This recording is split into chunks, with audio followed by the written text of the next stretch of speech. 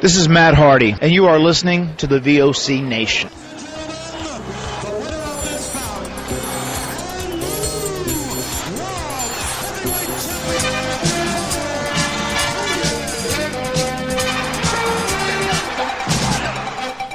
Randy Macho Man Savage has regained the championship.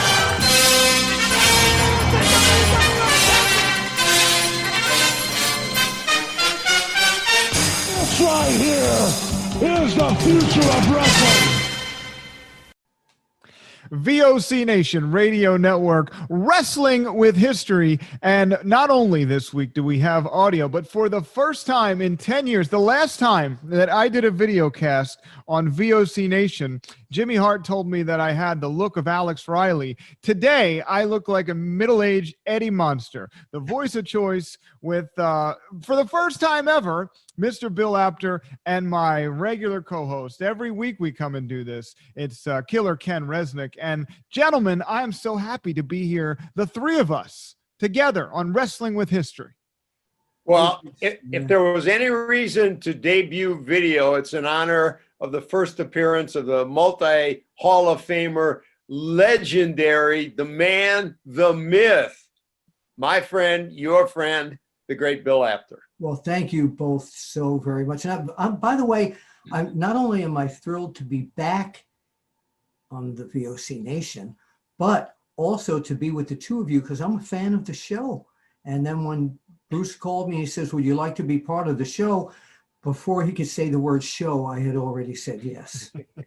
So, yeah. I think it's going to be great, and all of us have been either in the media business, wrestling business, the entertainment business, and how great is it when you get to do a show with people you genuinely like, whether you were doing a show with them or not. That's pretty good. And people you connect with both on a personal and wrestling level. Yeah. Yeah, this is three guys hanging out and having a good time.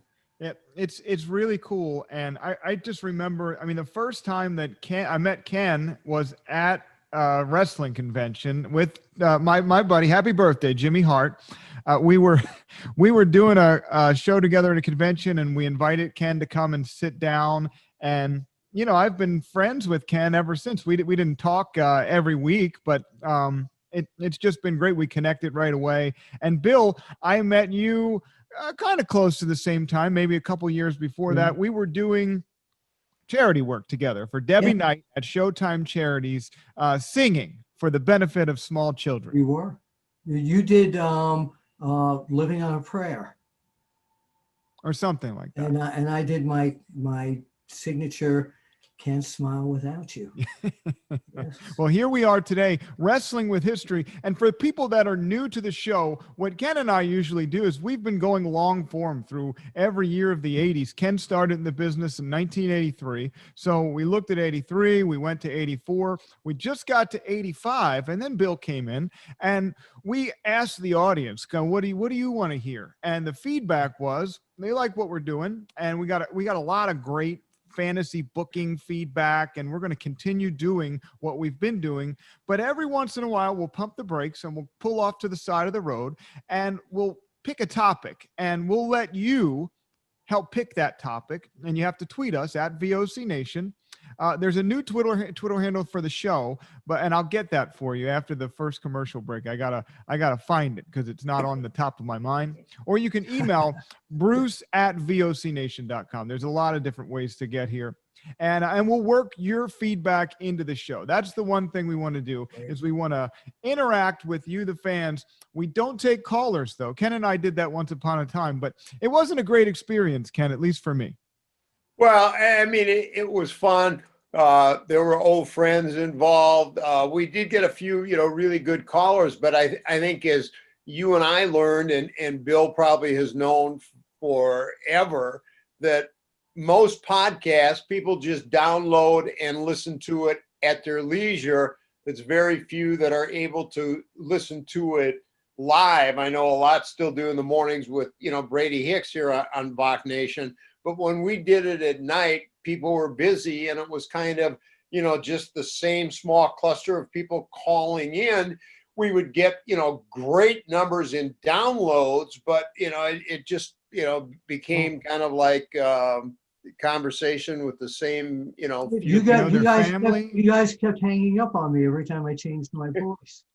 Although, listen, guys, I did see, and Bill knows this guy too, and David Arquette has a new documentary out on Netflix. Yeah. And at about an hour 20 into the movie, Malcolm Wildman, who's a famous VOC Nation caller and fan, was on the documentary. So, Ken, he's been talking to us for 2 years about working with David Arquette on that production, and he actually made the cut. Malcolm is in the movie. Yeah, that's great for Malcolm, and he was, one of our loyal callers every now and again, not necessarily on topic, but when he talked about his friendship with David Arquette, he was obviously spot on.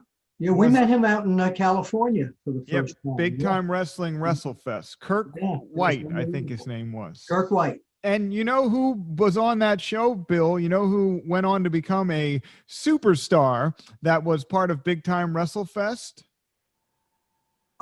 Give me a hint. Her name was Davina Rose, and now she is in the WWE, and she's at the top of the food chain. Her name is Bailey. Yes, and by the way, the new wrestling magazine that I'm working for, Inside the Ropes magazine, the new issue that's coming out, she won the top late girl wrestler honor of the year. Awesome. Yeah, breaking that right here. She was a great person. I got to spend a lot of time with her. Not just, we did a few things out there and just different conventions, and she's awesome. And I'm glad to see she made it to the big time. Real quick, just get a couple plugs in before we get into the show.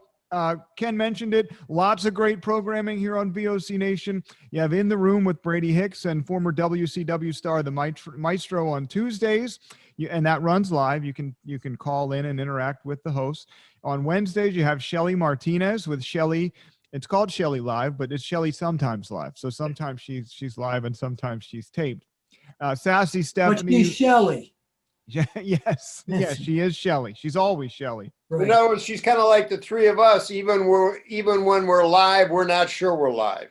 I'm not sure I'm live. I got a pair of first time in my life I have to wear glasses, and so they're progressives, and I wore them today and yesterday in front of the computer for the first time, and I have a splitting headache. And I got mine 2 days ago. Yeah. For you people who are listening to this, watch the video. Yeah, watch the video. You go to One Wrestling Video. It's the One Wrestling YouTube channel. It's right there on vocnation.com. That's where you can go for everything. Shelly Martinez, Sassy Stephie with Talking Sass, and big episode. Got lots of coverage on the dirt sheets, a lot of the wrestling websites with Hurricane Shane Helms.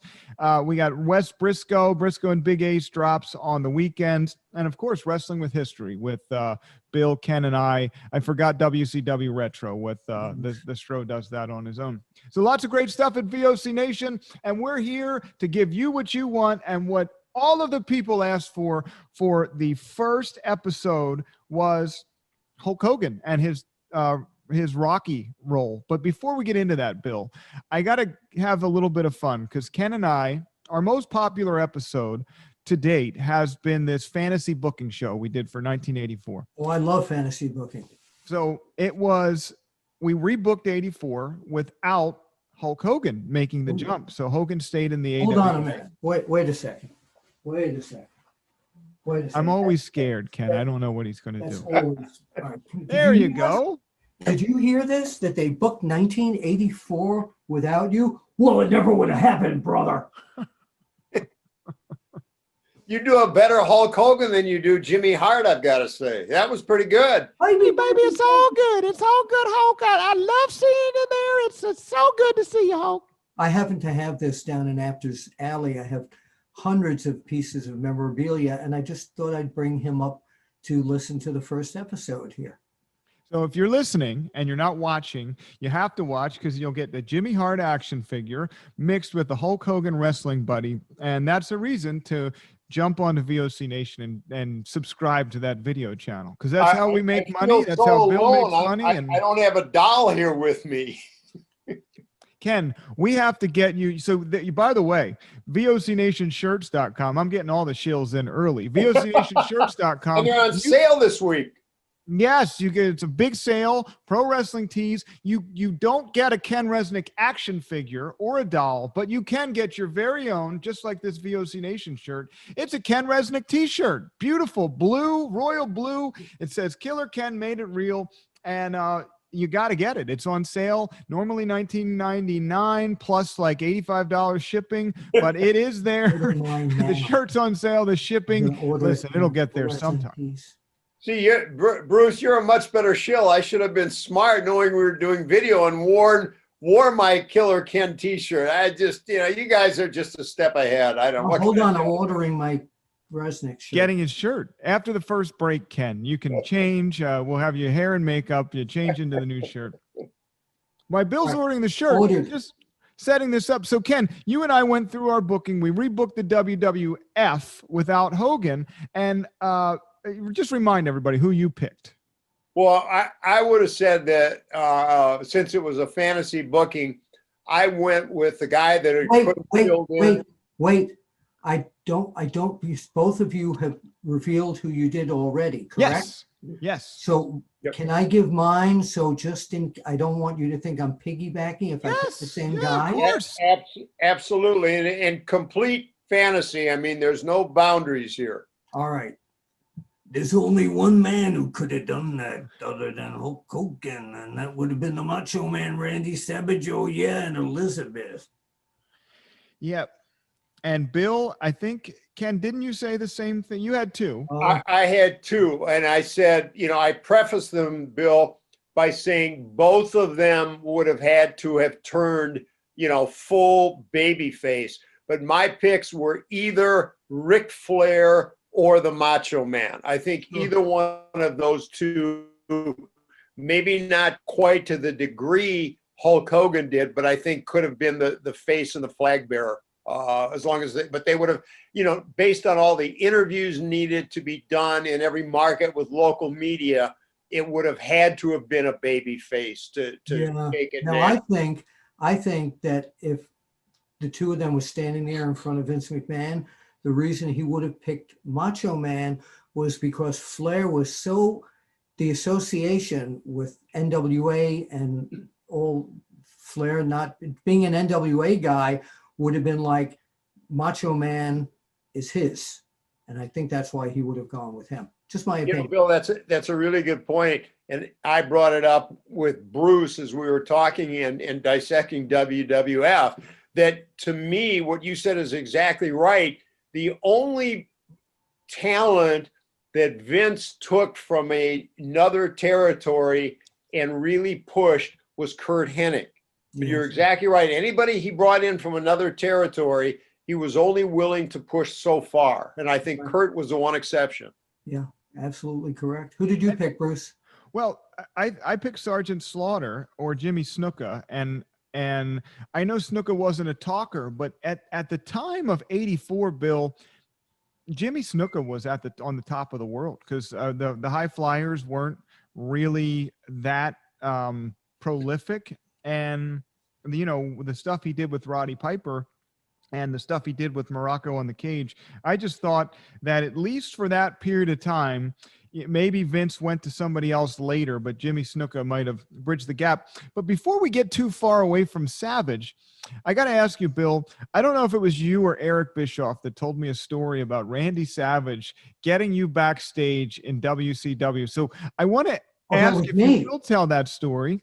And then I want to ask you if Randy Savage was trustworthy enough to carry that ball for Vince with his Randy Savage. Randy Savage, and there's a chapter in my book, Is Wrestling Fixed? I didn't know it was broken.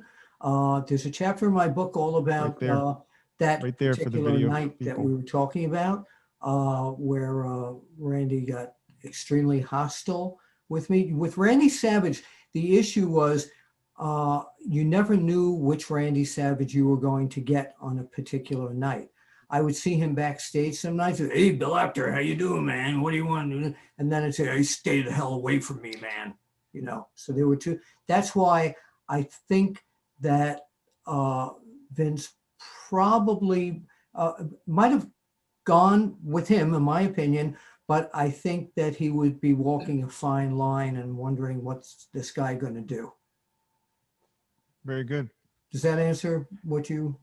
Yeah, it absolutely does. And was there a time, Bill, where Randy threatened you or something? And again, if you don't want to go there, then I'm not. No, I'm fine with it. The problem is it's a long story. We only have an hour. All right, well, listen, let's save it for a different time. I think we could let's do that. But stretch it out. The issue is, and again, it's well known. It's in my book, and he literally wanted to kill me, and Hulk Hogan was the guy who had to smooth it over. But can we save that for another time when I can tell the whole story? Because it probably was, if not one of, but the most scariest moment of my life in or out of the business. I thought he was going to destroy me. Bill, let me ask you this, just kind of following up about, both you and I thinking, Randy could have done it, me saying if he did a full face turn. And I noticed it to a degree, even on interview days.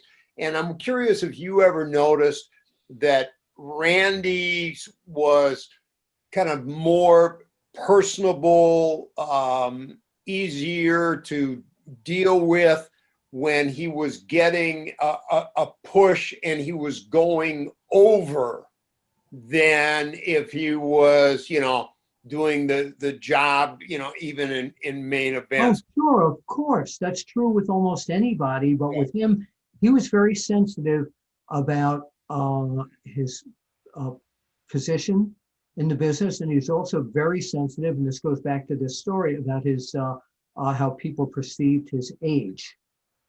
So because that's why Vince didn't do a lot more with him toward the end when he was doing commentary, because it was an age thing from Vince that really bothered him. And the incident I had with him was an offshoot of that particular thing. So maybe next week we can discuss that story, the Randy Savage story, in detail. See, that went a little bit into my thinking of picking Randy, because had he been the face, had Hulk Hogan not been there, I think he would have been more welcoming and maybe not as sensitive and probably, easier to, or more approachable, I guess would probably be the best. I don't know. Like I said, he was very complex. And Bruce, your suggestion of Superfly Jimmy Snuka was as an attraction, as a wrestler. He was, as you know, he was totally amazing. In terms of interviews, people used to listen to his interviews and go like, I was shocked when I'd understand one of his interviews. But he was an incredible performer. And if you put him in the ring with the right opponent as a draw, he could have held that for a long period of time. But he would have had to, like when he had Albano as a mouthpiece, he would have had to have someone with him to get him over in terms of the promotional end of things. Bill, you're exactly right. And I can say the same thing. And that's when I was doing the interview with him, a lot of times I'd say in the back of my head, what'd he say? Brother, in the TV Wonderland, when you go and then they say, and you know what you do, it's beautiful, brother. A lot of times I remember hitting interviews with Jimmy Snuka, and there you have it, because I had no idea what it was. And then I you got remember the those big interviews. guys. Yeah. The big guys. Well, guys, the thing that people had asked us to talk about was Rocky III, which was released May 28th, 1982. And Hulk Hogan, I think, spent a lot of 81 filming that, took a break from the AWA. And, that was, I think, the thing that really got him thinking, maybe I could go make some money up in New York. And, to set this up before we get into Bill's behind the scenes story, because I've heard this. I heard it in your book when I listened to the audio book, which, by the way, is great. Go on Audible, get your Is Wrestling Fixed. I didn't know it was broken by Bill Apter. or your hard copy. I've heard it from there, and I've heard just you and I have talked about it, Bill. But Ken, you were there in the AWA, and when, Well, no, I didn't start till '83, but it was still being talked about. and I'm saying you were there after he finished filming the movie, and was the sense that Hulk Hogan had changed because of that movie? Was Hulk Hogan? Was he more? I don't want to say egotistical, but was That's the right word. I mean, if you did he absorb his own brand different than maybe before? And was that the vibe backstage and with maybe Vern? Well, yeah, I can't speak to it because, you know, I didn't get to the AWA until '83, and he was already back. But, you know, I talked with him, and you know, I mean, he was, you know, he may not have had the belt, but he was certainly the biggest star in the AWA. Oh, yeah. He was great to me. You know, I had kind of just started, and I was going to begin to start doing the interviews in the smaller markets. Mean Gene was still there, you know, and he was going to do the major markets. And I think I had only done like interviews for the smallest market of the AWA that, you know, had in-market television was La Crosse, Wisconsin. So I had done a couple interviews. You know, I was working in the office, you know, learning, getting to know everyone, when suddenly Gene, you know, up and left. And suddenly, you know, I was the guy. I was doing all the interviews. And sure, I mean, Hulk, you know, had an ego, but Hulk was the one that, you know, realized stepping in and trying to fill Gene's shoes was a pretty tall order. Sure was. And, you know, out of the clear blue during an interview in the AWA, and then he did it big time when I followed him to WWF, he was the one that gave me the nickname Killer Ken. You know, Mean Gene was Mean Gene, named by Jesse Ventura, but everybody used that. And I always felt that Hulk did that to try and help me get over. So I had a tremendous relationship with Hulk, was very grateful.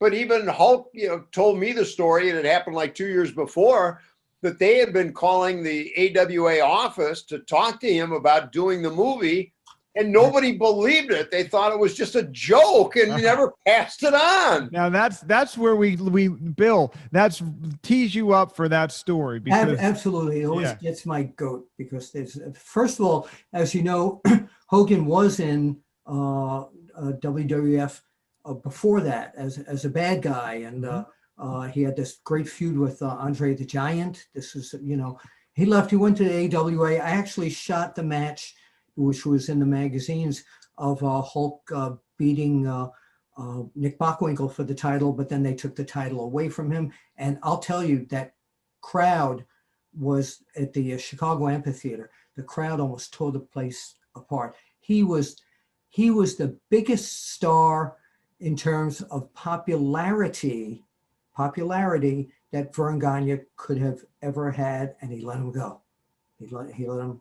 Well, and you know, they did the you know, there was no internet in those days, so they did the same thing at the St. Paul Civic Center. And I thought the crowd was going to riot. You know, gave Hulk the title, and then Wally comes out and said, no, 10 minutes ago, you threw Nick over the top rope, which is a disqualification. I mean, you know, I was lucky I was able to make it back to the. Oh, I know. I was there. So here's the story as it happened. Okay. I'm sitting at my desk in the office in Rockville Center, Long Island. And Natalie, our phone operator, calls me. He says, someone from Sylvester Stallone's office is on the phone. And I'm like, really? It's a wired telephone, but I'll use this as a gimmick here. And I said, hello. And the lady says her name is Pam or something like that. And they said they're doing Rocky III, and they're looking for a certain type. And they described the type. And they said, Mr. Stallone saw this picture in your magazines of Hulk Hogan. If you have any pictures you could let us borrow to look at them of he and anybody else that might fit the part, we would be very grateful. So I went and checked with Stanley Weston, the publisher, because he owned the company, and he said, yes, you can send them the pictures. So I sent pictures of Hulk Hogan and Superstar Billy Graham. Superstar Billy Graham. Maybe, if you will. So overnight mail, 2 days later, Stallone's office calls me back and they said they want to talk to Hogan. How do I get in touch with Hogan? No cell phones, no internet. I said, I can get a hold of him. I was one of these people who, if a wrestler gave me his phone number, unless they gave me approval to give it to someone else, no matter who it was, I wouldn't give it to them, not even if it was their parent. So I tried for 2 or 3 days calling everybody that knew Hulk Hogan because I couldn't get Hogan. He wasn't answering my calls. So I left messages on his phone machine, etc. I called Vern Gagne's office to see if Greg might know where to get a hold of Hulk. I called Arnold Skoland and other people in Vince McMahon's office and all this. And so I finally find out that Skoland had given the message to Hogan. In the meantime, in the middle of this thing, I had become very good friends with Hogan's mother, Ruth. We were very close. We talked once a week. So, and she said, if Hogan always told me, if you ever need to get a hold of me, call my mother. All right.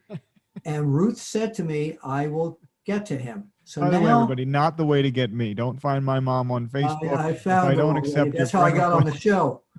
That was my ticket to the show. So now weeks pass by and we're going on and putting our magazines out. And I find out that all this has gone on, and Hogan now thinks that Arnold Skoland was called by Stallone's office. And I called Hogan's mother. I said, I'm not looking for any credit, but I'm the guy. She said, oh, I know. She said, I also spoke to Mr. Stallone's office, and once the movie comes out, we're going to get you exclusive pictures that you can run in the magazine. And she says, that'll be proof that you were the guy. Ran the magazine. I run into Hogan a bunch of times. Says, oh man, Arnie Skoland told me, or Greg Gagne told me. There were like 30 people. Also, I'm the guy that told.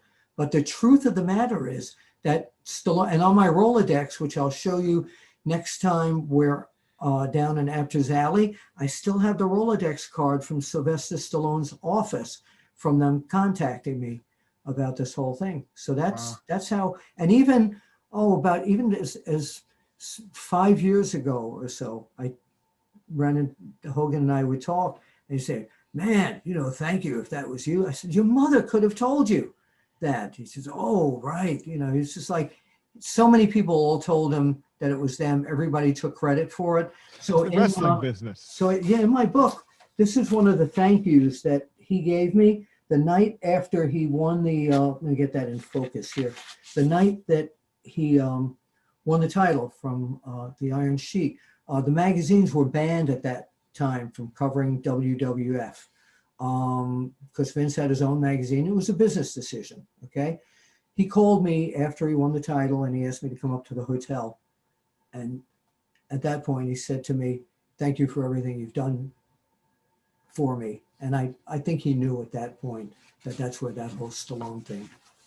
That's And amazing. the title of the chapter here, of course, is "What You Gonna Do, Bill Apter, When Sylvester Stallone Calls You." Yeah, so that's the story, at least from my side. And thank you for everyone asking about that story on the poll. And I always remember Stallone when I told him about it. Do you know what Stallone said to me? What's that? That was it. That's the whole thing. Hey, I've just got two things. One, talking about, tough not passing phone numbers or tough getting a hold of people. New Year's, I sent Bill, a text just saying, Happy New Year. Really looking forward to working with you. It's going to be great. He replies, well, thank you, but I don't know who this is. It was his phone number. I didn't have him in my phone. So So then I I get a go, lot of I get a lot of random ding on my phone, and it's a phone number. Bill, I haven't talked to you in years. How's it going? Who is this? You're in here. I said, gee, famous fleeting. No, you're in the You've Apter given me a phone. number at the big event. That's how I'd gotten it. Yeah, but no, I'm bad with that kind of stuff. But that's a story with Hogan and Rocky. But And the only other comment, you gotta let me know when you get a new supply of your books. So I'm gonna buy one. I'm the only one in the business. I don't get them. I don't get them. I don't order them. I don't supply them. I tell people to go to Amazon, get the book, and then when you get the book, let me know and email me your home address, and I take a sticker, a printer sticker, and sign it and send it to you, and you adhere it to the first page of the book. I'll probably hold mine so I can get it in person. I did tell you, Troy Peterson from the Luthez Museum of Waterloo, I talked to him and he really hopes you'll come back to the. I do want to do that. That was one of the best days of my life, to be inducted into that, and also host the Fan Fest the night before. I had a ball. If the world ever gets back to normal. Well, they're hoping to do it this July. We'll see. Hey, That's a did you good- guys go ahead? I'm sorry. Good time to take a quick break. We'll come back on the other side. We'll talk more Rocky 3, and we'll talk about the the attempt at WWE doing an old school Raw or a Legends version of Raw. I'm not sure how well it came off on TV. We'll do that on the other side. Wrestling with History worldwide on the VOC Nation radio network. And for the fans watching video, now you get to see us interact. Yes, TV network. Commercial. Yeah. And during commercials now. Yes. so usually I just at the splice point give us 5 or 6 seconds of silence, and then we just come back so we can I'm good. not lose our stride. I'm having fun, so I love doing this. Back here on Wrestling with History, the voice of choice, Bruce Wirt, Killer Ken Resnick, and for the first time as a regular on the show, the legendary 16-time Hall of Fame. That came off wrong. 16-time member of different Hall of Fames, Mr. Bill Apter. Bill, a friend of mine for over 10 years now, and I wouldn't be doing this today. And the first version I did, we started One Wrestling Radio, which became VOC Wrestling Nation, and started VOC Nation. And, hundreds of thousands of downloads later, I wouldn't be doing this if it wasn't for you, Bill, because I was doing sports radio on WBCB 1490 in outside of Philadelphia. And I brought you onto my show after meeting you at a charity event, and we were talking wrestling on my sports show, and they had a wrestling show. So I went down the dial and I started a wrestling show. And you remember Frank Talent? Of course. So I took Frank Talent's show on Pennsylvania State Athletic Commissioner. Yep.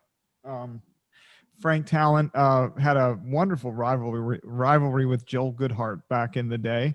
And Tri-State Wrestling. We'll talk about that sometime too, because the TWA was a precursor to ECW. But anyway, I took Frank Talent's post. He left WNJC. Good timing. We started One Wrestling Radio. The rest is history. And here we are. 2 years later. All these years later, back together again. Well, like I said, I'm thrilled to be part of back at VOC Nation. It's very comfortable. Me too, because I left for 5 years. I turned it over to Brady, and here I am again. I don't know why. He's amazing. He's amazing how he kept everything going. The Jingles is my dog. He just came, Hugo. He just came pouncing down the stairs to come see me. What's his name? His name is Hugo. No, Hugo. Anyway, it's an old joke. Never mind. Everybody out there on video can now hi, see Mr. Hugo. Hey. I do this all the time, Bruce. How you doing? See, now we finally have somebody cute on this show. I take offense at that. Well, you were talking about, before the break, you were talking about Monday Night Raw, the night of Legends. And I was thrilled to see so many of the legends. One of the big kicks nobody has mentioned at all, and I've heard a lot of reviews about it, was that Tatanka was made up in his whole Native American old school gear with the paint and everything. Oh, that was great. But they didn't really do anything with him. They didn't do anything with anybody. I mean, it was like backstage skits. And I understand. Here's my question to both of you. Would that have been different if there were fans? Because I think the thing with the legend shows are the pop from the audience. You know, when you see somebody on the Tron and then they come out to the ring, you hear the music, you get the pop. I don't know if it was fulfilling. I mean, I was a Hogan fan growing up. I mean, 1988 was my first, as an 8 or 9 year old, I was my first wrestling event, Hogan Andre on primetime TV. And that music, I mean, seeing Hulk Hogan backstage doing a skit with Drew McIntyre instead of coming down to the ring to Real American, that wasn't fulfilling for me as a fan. So wait, at the end of the show, and this really surprised me when they had all the legends on each side of the entrance, star ever in that company. But when Goldberg came out, it was like Goldberg was the biggest star ever. Hogan was standing there, and as Goldberg was coming through the entrance, you know, Hulk pat him on the back. But I was like, this Hogan should have come down. So Hogan should have come down with Drew McIntyre. I think Hogan needed to be the centerpiece of the Legends last night, and I didn't get that feeling at all. I got the feeling that he was just another guy. The one thing I did like, that I really did like, was the interaction between Ric Flair and Lacey Evans, because it brought Ric Flair back to being Ric Flair again. That was absolutely amazing. But the other legends didn't really do anything. And to open the show with Hogan was great. But once they started the thing with the New Day and Morrison and Miz, and the New Day just screaming, doing all that, oh, I was like, oh, okay, enough already. Bring the legends back. Yeah, exactly. You know, Bill, I tell you what popped into my mind, and Bruce too, the fact that so many of the writers they use today don't really have a background, you know, in wrestling. They're more entertainment. You know, the more I thought about it during the show, I kind of took away that the talent and writers said, okay, yeah, you're going to have all these guys, but they're not going to produce anything. We're not going to be using them. So just show them for a second, and then we got to get with, you know, people that we're going to be using. That it was the writers that didn't seem, and Bill, I agree completely, didn't really show them the respect, but also didn't have the history of who they really were to the business to use them as how they should have been. You know, they really had no horizon. Like you said, it was great to see Tatanka, but I'm sure the talent was, you know, the writers were going, who? Yeah. You know what would have been great? And I thought about this after the show, and I thought that Drew McIntyre and Keith Lee put on an old school wrestling match. Mm-hmm. That was great. Yep. It was an AWA match. But what they could have done was put chairs in the ring or on the stage and done a 10-minute, I know it's airtime and they're trying to promote things, but done a 10-minute little Q&A about Hulk, Mickey James, Tatanka, tell us what your greatest match in the WWE was. And just go down and give everybody the mic just for, wow, that was a segment with the legends. That's why I watched it tonight. Well, but I think, you know, the audience they're cultivating probably would not have known who half those people were. And you know, the biggest takeaway I had, and Bill, when you talked about when they brought Goldberg out at the end to set up, you know, this match with Drew McIntyre at the Royal Rumble, I mean, they didn't finish it. 10 o'clock, boom, USA cut them off. It was like, you know, they were still in the middle of it, and all of a sudden the next show was on. Yeah, once he pushed Drew McIntyre down, that was it. They did run the aftermath on Twitter and on the WWE website. But yeah, I was like, when Goldberg pushed him down, I was like, holy, And then, right, another show started. And I'm thinking, in the old days, had that have happened, Vince would have, whoever the producer was, would have been gone instantly. And I also remember it wasn't that long ago that when Raw ran over, USA would let it run over. Yeah. Many times Raw would go to 10:03, even sometimes 10:06. Yeah. And they would push all the programming back, but it's almost like they're not doing the giant ratings. So USA said, hey, 10 o'clock, you're gone. If the producer got in trouble, he would say, but Vince, I love you. I have a theory about that I'm not ready to publicly bring. I know where to you're the going. forefront. Yeah. I know where you're Yeah. going. That'll come out on one show. Well, I'll keep baiting you off the air and trying to get you to tell it. I've heard you say it. So No, you want to know what Bill Apter thinks of the behind the scenes WWE behind the picture. scenes. We'll talk about it one day. But my feeling was that night, 2 nights ago, or whenever you're watching this, of Raw Legends, Or listening. I expected, yes, Or listening. expected. I know, but I'm a broadcaster both ways, video and audio here. But what I'm saying is that I think that they pushed that this was going to be a special night of the Legends, but I really, like Ken said, there were little sprinkles of the Legends. It didn't give me the satisfaction that I wanted after they promoted that this was going to be a special night with the Legends.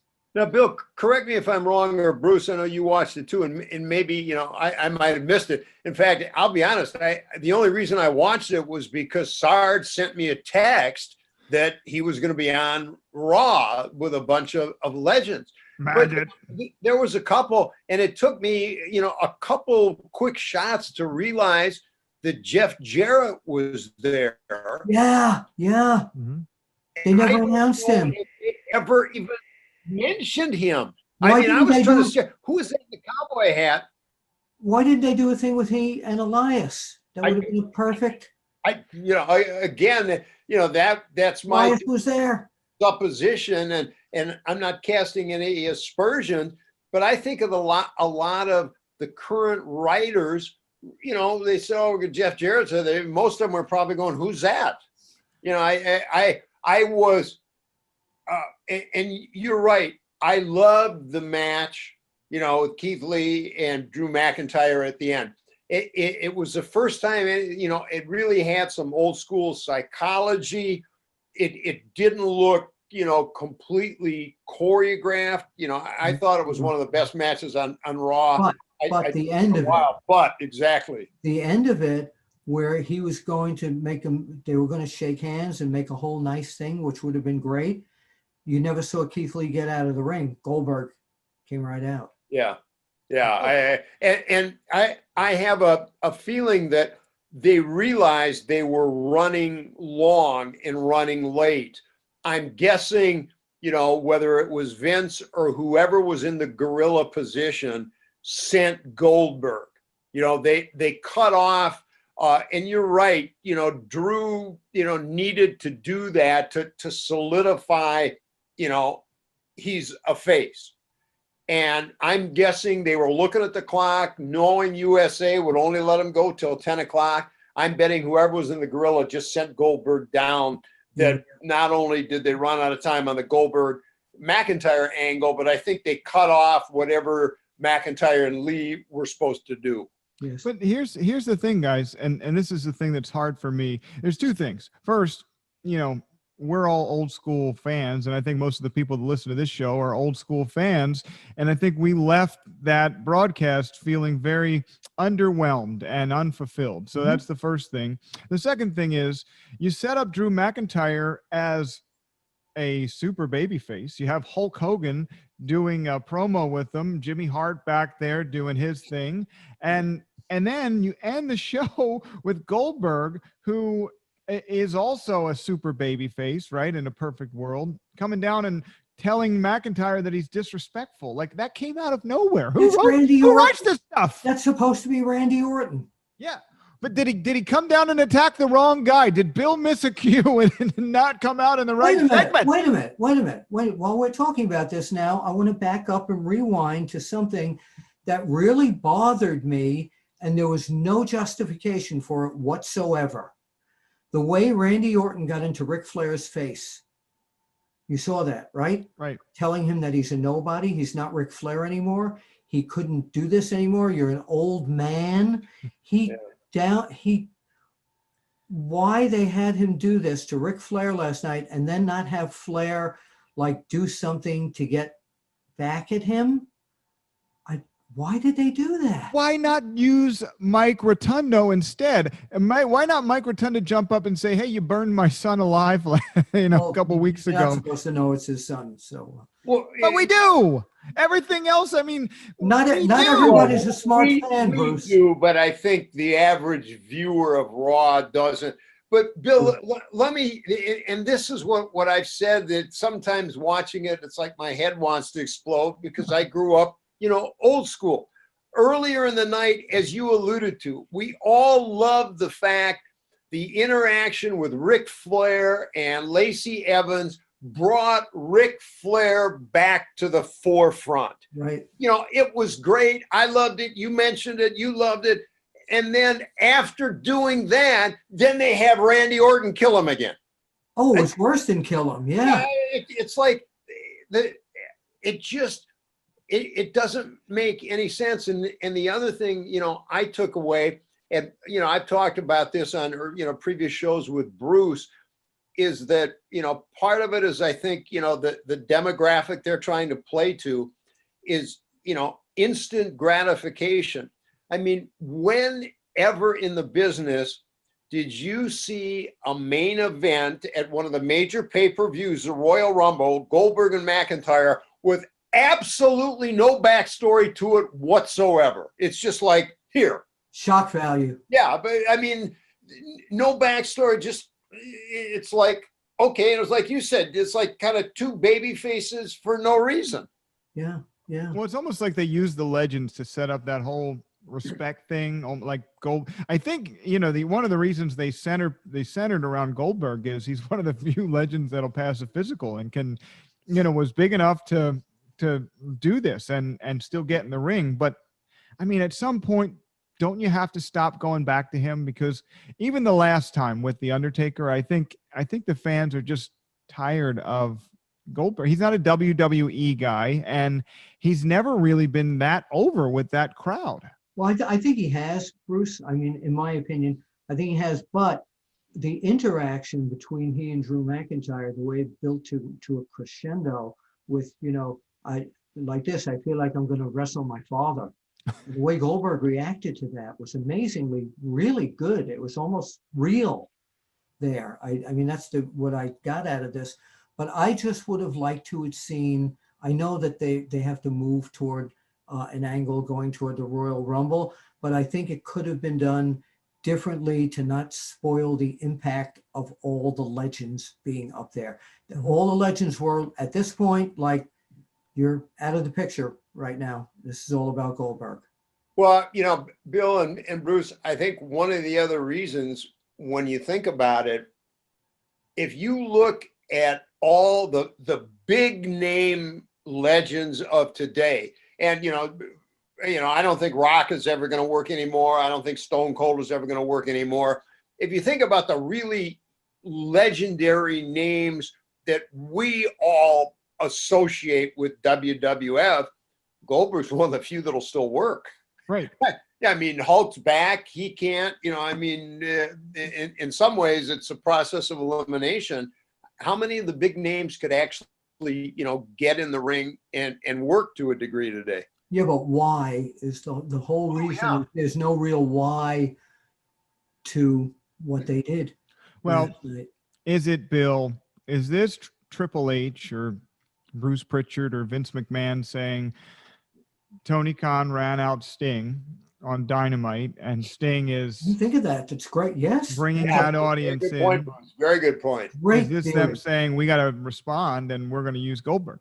Great. That's our Yeah, that 60-year-old. could well be. Have a great. I never thought about that. It's a great point. That could well have a lot to do with it. They also had, and I don't remember who came out to it, but they had a graphic, a video of like snow before somebody came out last night. Oh, okay. It's like, oh, Sting's back. Who was that? Do you remember? I was skimming, so I apologize. I forgot. Well, somebody out there will. I remember it, and again, it was kind of one of those things that made no sense. It was just kind of there. Ken and I did this format so we didn't have to watch every week, Bill. Yeah. Oh, okay. All right. I don't. I watch it every week. I watch SmackDown. I watch AEW. I watch NXT. I channel turn. I'm back like WCW, WWE sometimes on there. But just the bottom line on this whole thing is I wanted to be more fulfilled by a Legends show, and at 10 o'clock go like, wow, that was great. That was nostalgic. I'm so glad they did that. But then again, there's no marketing and there's no money in doing that. It's just trying to bring view. Did they gain more viewers? I haven't seen the ratings yet. Did they gain more viewers because they advertised that Hulk Hogan and Ric Flair were going to be on the show? That's a possibility. But Ric Flair's been on the show quite a bit. Yeah. Yeah, That was, as I mentioned, my biggest takeaway. They build Rick back up. They get him involved. It's like they're trying to build something. Animosity with Charlotte, the thing with Lacey Evans, it was great. I'm thinking, it's great to see they're paying Rick the respect he's due. Kind of, I don't know in what way, but they're putting him back in the limelight to a degree, and then they just have Randy Orton like. I got an idea. Rip him. I got an angle. You ready? You're writing it. So next week, Charlotte Flair sees Randy Orton in the hallway and smacks him as hard as she can. Says, "Don't you ever talk to my father like that." WrestleMania, Randy Orton versus Charlotte Flair. First woman versus man. The continuity. You're laughing, yet people would come to see that. Well, except for the fact that Rick basically turned on Charlotte because he couldn't keep himself under control. Like, don't say that. Don't say turned on Charlotte. In the magazines, I always used to say turned against, not turned on. Turned against Charlotte. But all of those little skits, and this is another thing that for me it fell flat. These legends weren't running with scripts back in the day. Maybe on a Saturday Night's Main Event, Dick Ebersol's giving him a specific line he wants to get in, but not like it is today. And like the thing with Jimmy Hart seemed very rehearsed. I mean, the Ric Flair spot where he's interacting with Lacey Evans, it didn't feel genuine. It just didn't for me watching it as a fan. I liked it. It was Ric Flair. Well, I guess. Then it accomplished what they wanted. But it was Ric Flair trying to be Ric Flair. I want it more. Let's take a quick break, a couple minutes, and then we'll come back. We'll wrap it up. We'll wrap up I just want to revisit the Rocky stuff one more time and ask you a question, Bill. Sure. And then we'll set up next week. So Wrestling with History worldwide in the VOC Nation Radio Network. If you want to interact with us and give us your ideas for future shows, you tweet at VOC Nation, or you can email Bruce at VOCNation.com, Bill B. Apter at OneWrestling.com. And Ken, I'm not going to give your personal email out on the air just yet. I've got his phone number though. But you can reach Ken through me. Yeah, that's what I said to Bill. I texted him back, and when he said, "I don't know who this is," and I told him, and then he texted me. He said, "You're in my contacts." And I said, "I knew sooner or later I'd hit the big time. I'm in Bill Apter's contacts." Or you can tweet me at Apter One Wrestling. There you go. We have to work that in. Wrestling with History. Don't I have a Twitter or something now? You told me you do. I got to find it, Ken. I have to get it during the break. I got to cue it up. You're exposing me here. Wrestling with History worldwide in the VOC Nation Radio Network. All right. I pulled up, let me get some silence in there so I know where to cut. No ratings yet, so I looked for that.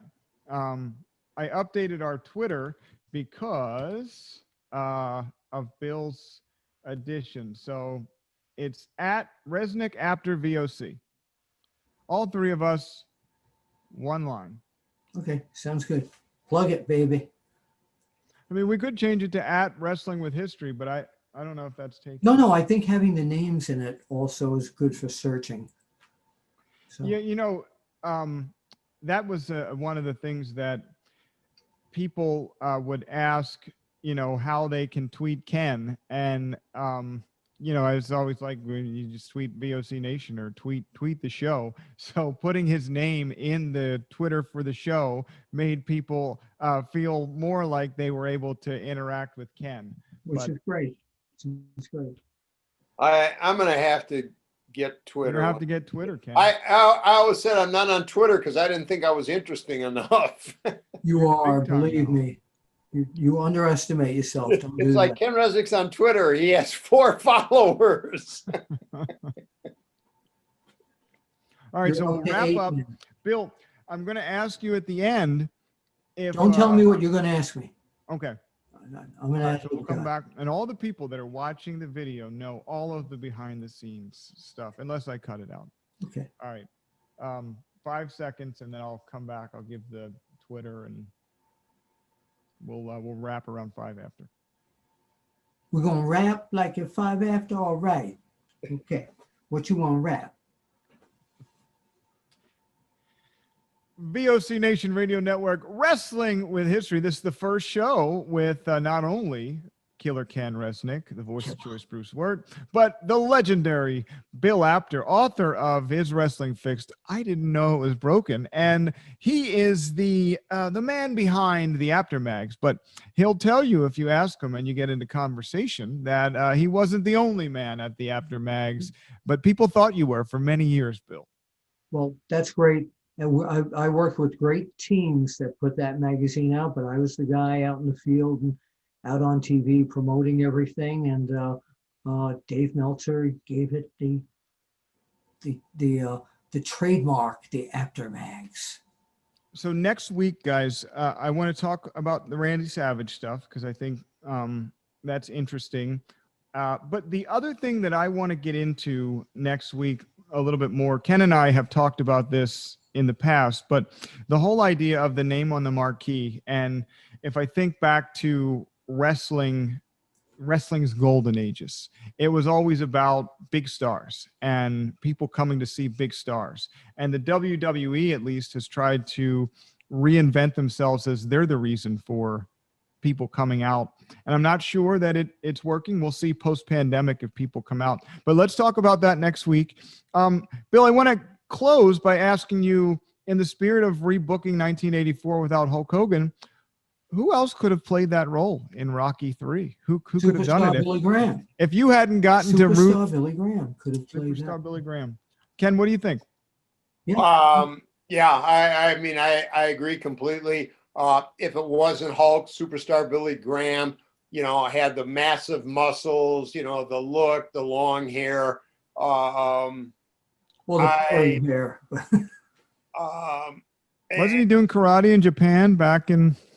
Or no, that was a little bit later. I don't think he had gone to that in '82 yet. No, I'm kidding. Well, That was a little bit later. He would have been an excellent person to have done that because he had the size and he had the charisma. They needed somebody with that Hogan charisma, and Hogan was like a Graham. And do you know that one of the things, before we go off the air here, that people always say, well, Hogan, you know, credited, he wanted to be like Superstar Billy Graham. When I interviewed Hogan the first time, do you know who he told me he patterned Hulk Hogan after?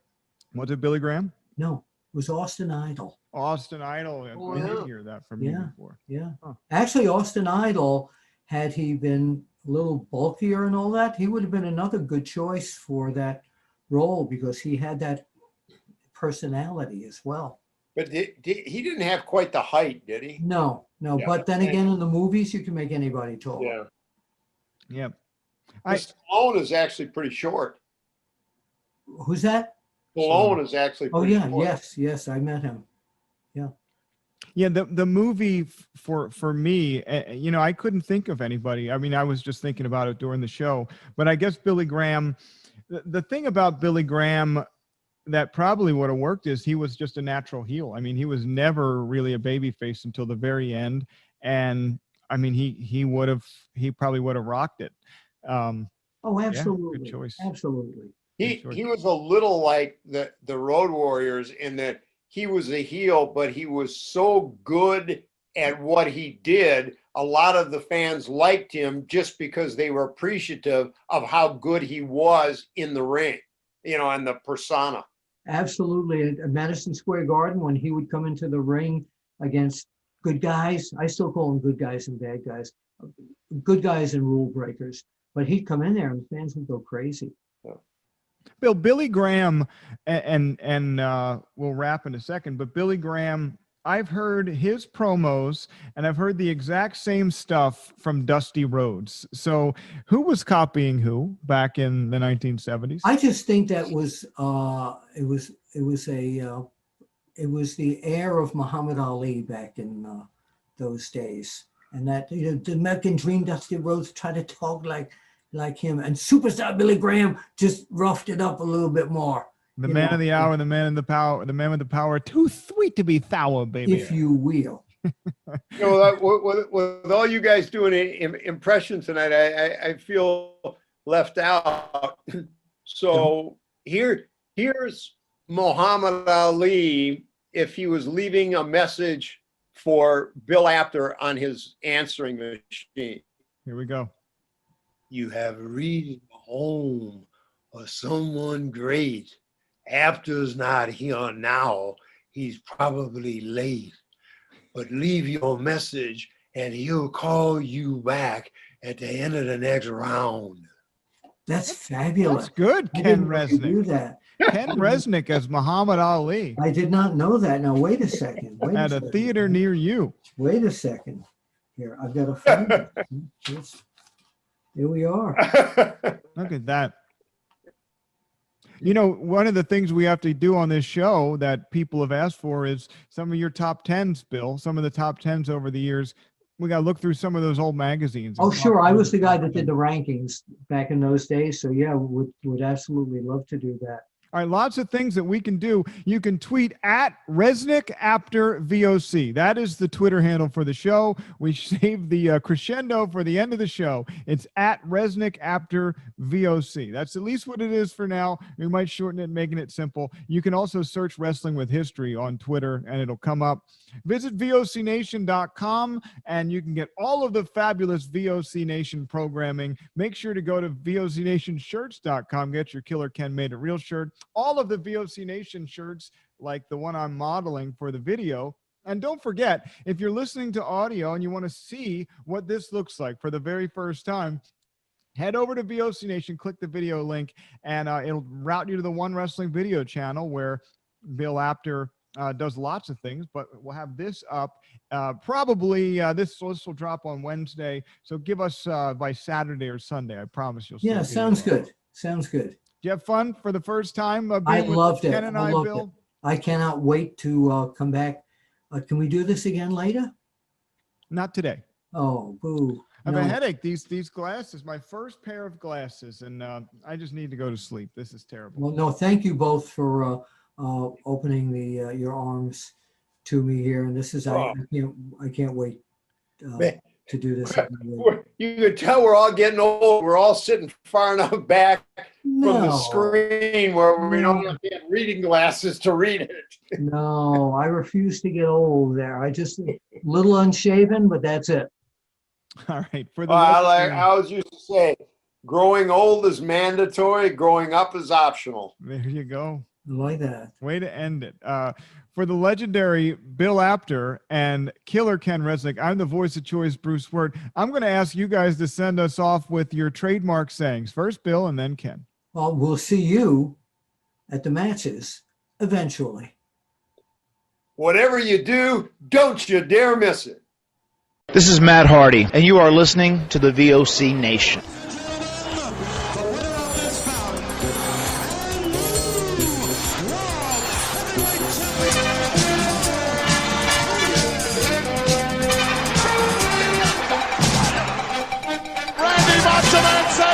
Has regained the championship.